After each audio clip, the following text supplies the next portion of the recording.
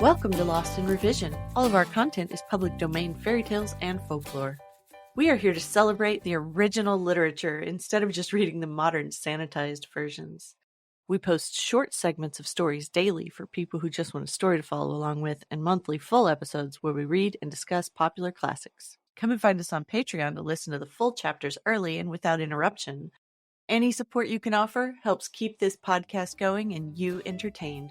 All of our music is by Nathan Hubble and is used with his permission. Thanks, and enjoy the show.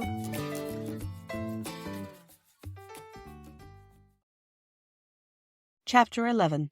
The Hound in the Red Jersey, Part 5. Then, by and by, the darkness outside the carriage window is touched by puffs of cloudy whiteness. Then you see a blue light on the walls of the tunnel. Then the sound of the moving train changes once more, and you are out in the good open air again, and grown-ups let the straps go.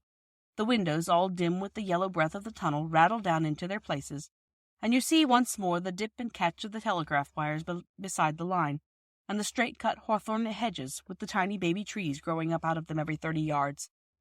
All this, of course, is what a tunnel means when you are in a train. But everything is quite different when you walk into a tunnel on your own feet and tread on shifting, sliding stones and gravel on a path that curves downwards from the shining metals to the wall. Then you see slimy, oozing trickles of water running down the inside of the tunnel, and you notice that the bricks are not red or brown as they are at the tunnel's mouth, but dull, sticky, sickly green. Your voice, when you speak, is quite changed from what it was out in the sunshine, and it is a long time before the tunnel is quite dark.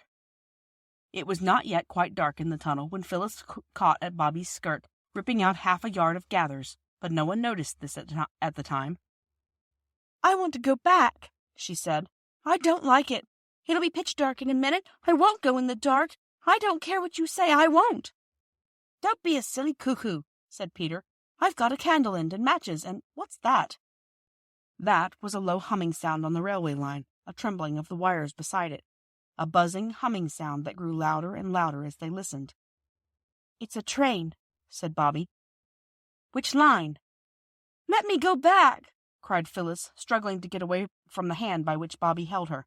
"Don't be a coward," said Bobby. "It's quite safe. Stand back."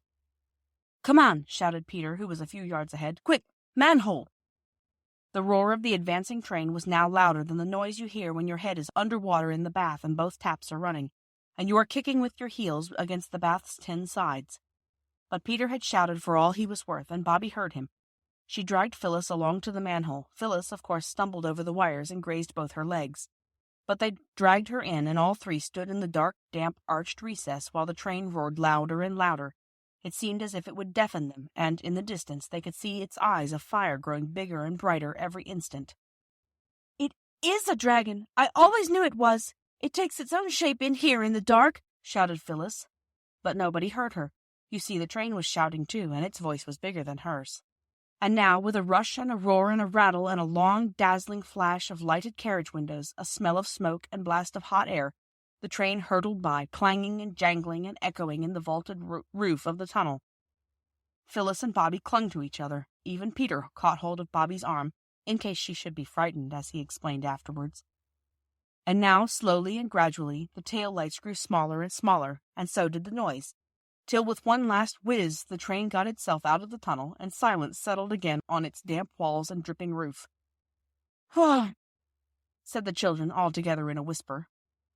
Peter was lighting the candle end with a hand that trembled. "Come on," he said, but he had to clear his throat before he could speak in his natural voice.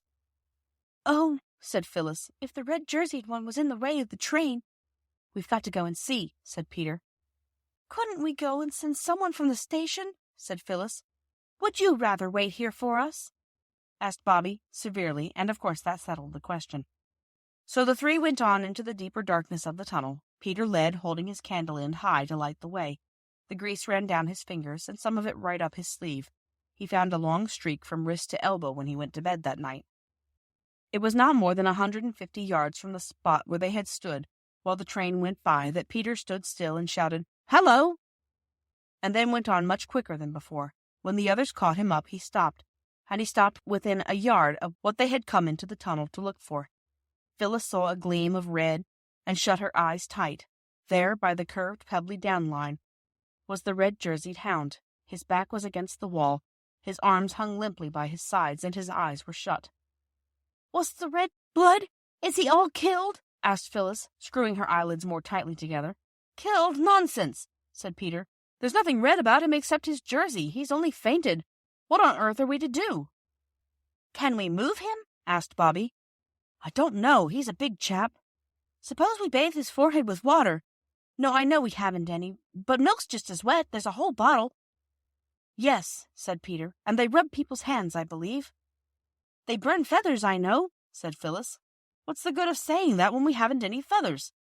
"As it happens," said Phyllis in a tone of exasperated triumph, "I've got a shuttlecock in my pocket. So there." And now Peter rubbed the hands of the red-jerseyed one. Bobby burnt the feathers of the shuttlecock one by one under his nose. Phyllis splashed warmish milk on his forehead, and all three kept on saying as fast and as earnestly as they could, "Oh, look up! Speak to me! For my sake, speak!"